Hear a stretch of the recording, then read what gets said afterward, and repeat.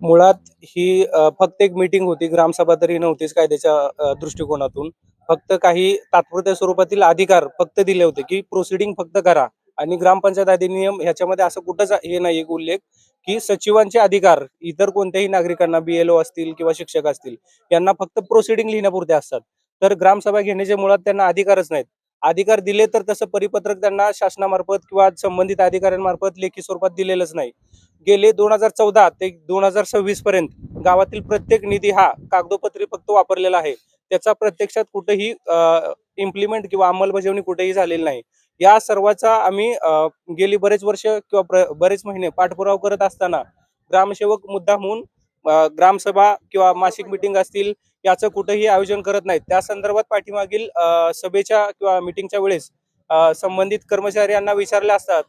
संबंधित कर्मचारी यांनी सांगितलं, की संबंधित यंत्रणा किंवा प्रशासकीय अधिकारी यांनी मला कोणतीही पूर्वकल्पना किंवा सूचना दिली नव्हती.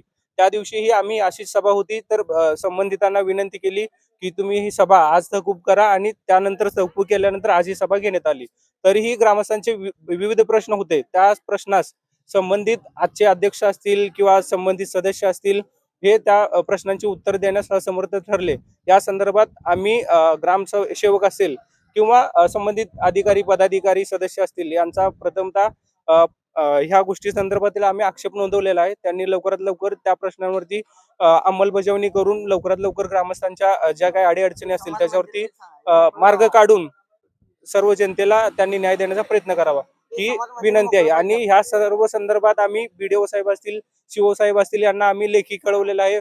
फोनद्वारे विविध वेळेस संपर्क साधला. आतापर्यंत कैलास आयवळे मी दलित वस्तीचा ग्रामपंचायत सदस्य चालू आहे आणि मी बऱ्याच वेळा मागणी केली की बाबा आमच्या लोकांसाठी किंवा दलित वस्ती सेपरेट पाणी पुरवठा किंवा जे निधी येतो आमच्या दलित वस्तीचा तो 5 वर्ष झालं मी वारंवार त्याची म्हणजे पूर्तता करतो, पण ग्रामसेवक आणि सरपंच मला ह्या गोष्टीचं कुठलं उत्तरही देत नाहीत आणि मला कुठली प्रोसिडिंग जर विचारली तर प्रोसिडिंग सांगत नाहीत किंवा दाखवतही नाहीत. मला मी सदस्य असून दाखवत नाहीत आणि जे गावात दलित वस्तीचे पाणी पुरवठा म्हणजे राबवला जातो तो दलित वस्ती सोडून दुसरीकडे राबवला जातो आणि आम्हाला सांगितलं येतं की तुमच्या दलित वस्तीत म्हणजे नाही का काही अडचणी असल्यामुळे आम्हाला इकडं आणि त्या गोष्टीसाठी गावकऱ्यात भांडणं निर्माण होतात आणि आमच्या आता मला जोपर्यंत 20 वर्ष झालं मला ह्या गावात मी म्हणजे सुज्ञान होऊन मला समजते असं 20 वर्षापासून दलित वस्ती कुठला सेपरेट पाणी पुरवठा नाही किंवा दलित वस्ती लाईट सुविधा नाही किंवा गटारची व्यवस्था नाही दलित वस्ती.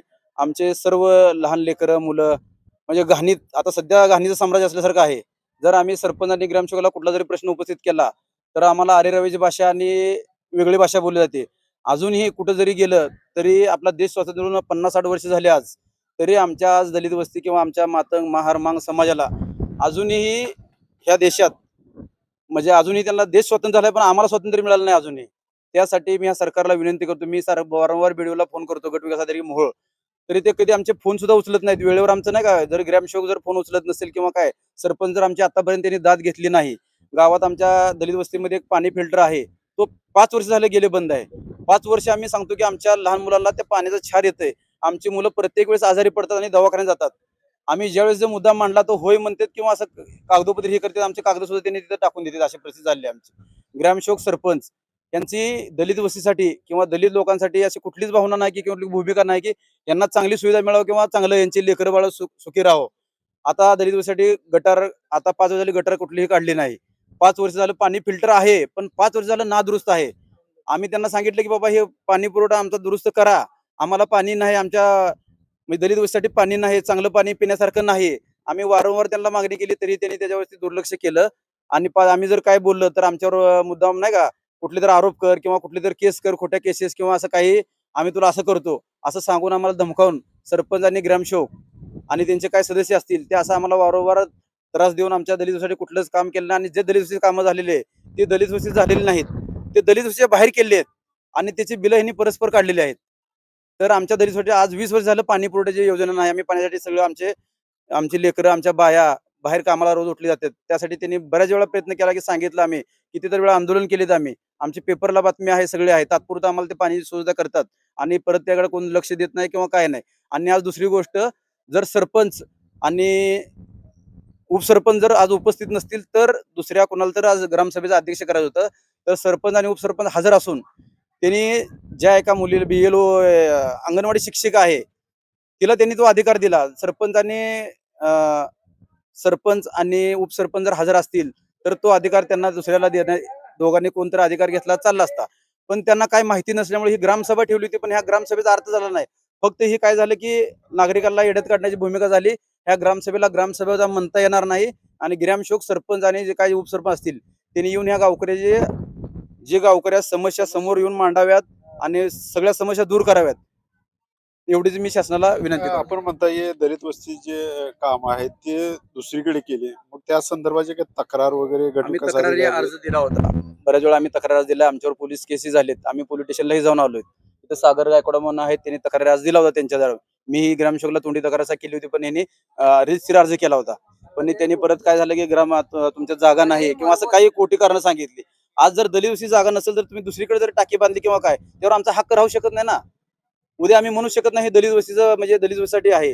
त्या पूर्ण गावाचा हक झाला. आमच्या लोकांना कसं असते, काही लोक अजून बी म्हणतात की बाबा तुम्ही तिथे येऊ नका किंवा असं अजून बी चालू आहे. अजूनही आम्हाला पूर्ण ह्या देशात स्वातंत्र्य मिळालेलं नाही, तरी आम्हाला ह्या गोष्टीपासून सरपंचांनी ग्रामसेवकनी जे हे भूमिका केलेली आहे ती भूमिकाला दुरुस्त करून गट विकास अधिकाऱ्यांनी परत एकदा ग्रामसभा घ्यावा आणि आमच्या जो दलित वस्तीचा विषय आहे, मला अख्ख्या गावाचा तर विषय आहे. 5 वर्ष झालं गावातली गटर काढलेली नाही.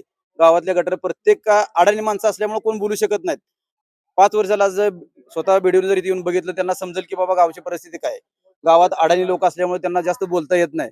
त्यामुळे गावातले लोक जास्त उठाव करू शकत नाहीत. म्हणजे उठाव करतात त्यांच्यावरती खोट्या केसेस करणं किंवा खोटं. आता दलित वस्तीत 3 लाखाची पाणीपुरवठा योजना झाली, पूर्ण बंद आहे आणि त्याचं बिल काढलेलं आहे. सरपंच आणि ग्रामसेवकांनी मिळून त्याचं बिल काढलेलं आहे आणि पाणी तर आम्हाला मिळत नाही प्यायला.